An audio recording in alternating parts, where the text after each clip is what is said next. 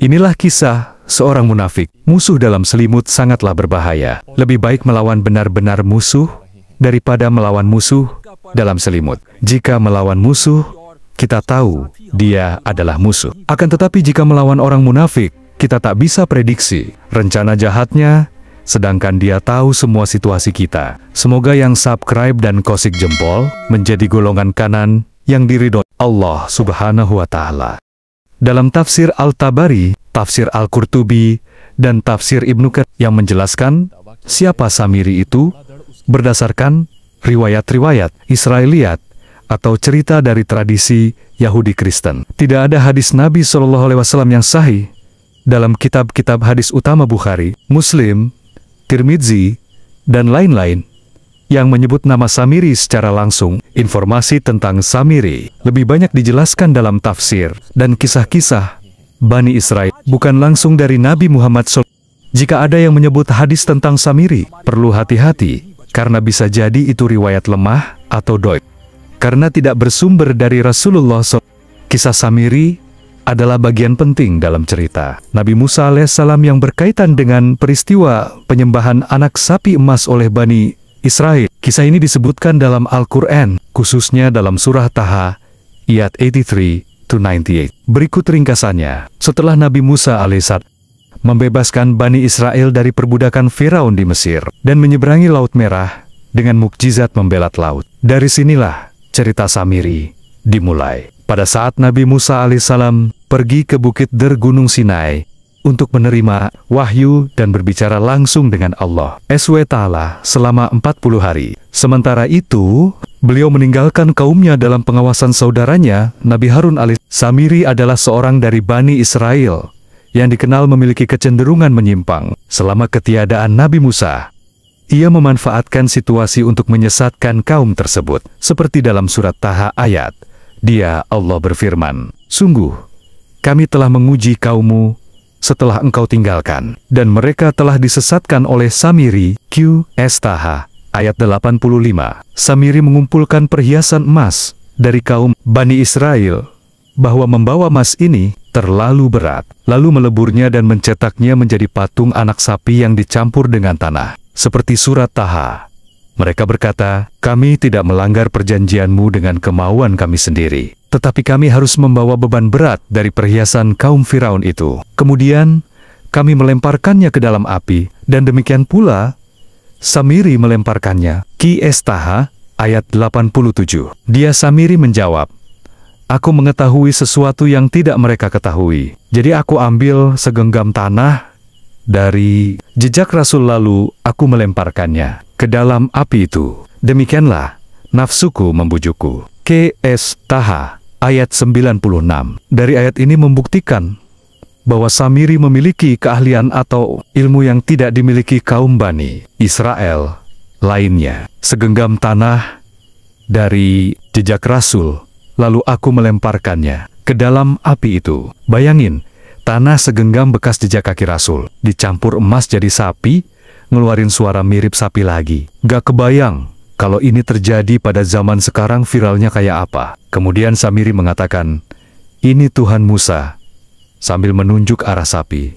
Kemudian dari lubang api itu, dia Samiri mengeluarkan patung anak sapi yang bertubuh dan bersuara untuk mereka. Maka mereka berkata, "Inilah Tuhanmu dan Tuhannya Musa."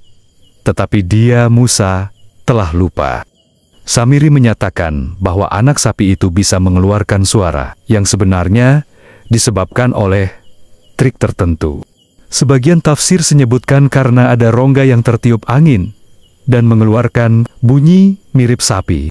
Nabi Harun berusaha mencegah mereka, memperingatkan bahwa mereka sedang diuji oleh Allah dan agar hanya menyembah Allah.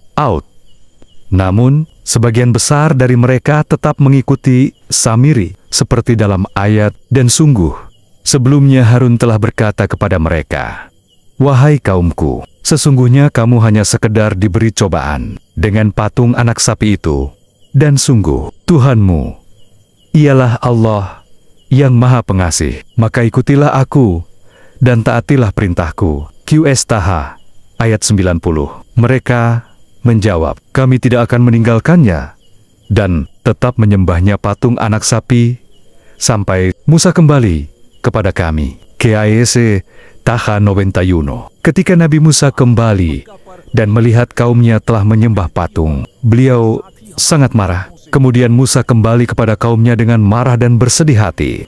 Musa berkata, "Wahai kaumku, bukankah Tuhanmu telah menjanjikan kepadamu suatu janji yang baik? Apakah terlalu lama masa perjanjian itu bagimu, atau kamu menghendaki agar kemurkaan Tuhan menimpamu? Mengapa kamu melanggar perjanjianmu dengan aku?" Nabi Musa lemparkan lauh lembaran wahyu, kemudian menarik rambut dan jenggot Nabi Harun karena kecewa. Tapi Harun menjelaskan bahwa ia sudah memperingatkan mereka. Musa berkata, "Wahai Harun, apa yang menghalangimu ketika engkau melihat mereka telah sesat?" QS Taha ayat 92. Sehingga engkau tidak mengikuti aku? Apakah engkau telah sengaja melanggar perintahku? QS Taha ayat 93. Nabi Musa marah kepada Nabi Harun karena dianggap lalai melaksanakan amanah. Harun menjawab, "Wahai putra ibuku, janganlah engkau pegang janggutku dan jangan pula kepalaku. Aku sungguh khawatir engkau akan berkata kepadaku, engkau telah memecah belah antara Bani Israel dan engkau tidak memelihara amanatku." QS Taha 94. Nabi Musa berkata kepada Samiri, akan menghancurkan patung anak sapi tersebut dan membakarnya. Lalu abunya akan ditebar ke Laut Merah. Seperti dalam ayat, Musa berkata, "Pergilah kau." Maka sesungguhnya, di dalam kehidupan di dunia, engkau hanya dapat mengatakan, "Janganlah menyentuh aku," dan engkau pasti mendapat hukuman yang telah dijanjikan di akhirat, yang tidak akan dapat engkau hindari. Dan lihatlah Tuhanmu itu, yang engkau tetap menyembahnya, kami pasti akan membakarnya. Kemudian sungguh kami akan menghamburkannya abunya ke dalam laut berserakan. KSE SN Taha 97. Hikmah dari kisah Samiri mengajarkan kita untuk selalu waspada tentang bahayanya ajakan pada kesesatan. Meskipun terlihat seperti orang yang berilmu, beradab, kedudukan tinggi berdasarkan gelar atau pangkat, mengingatkan kita pada pentingnya menjaga tauhid dan akidah agar tidak mudah menerima kesesatan. Percayalah, kawanku semua, Al-Quran benar sebagai petunjuk, bukan sekedar alat ngaji. Beli TV baru, ada buku panduan, petunjuk. Beli HP baru, ada buku panduan, petunjuk.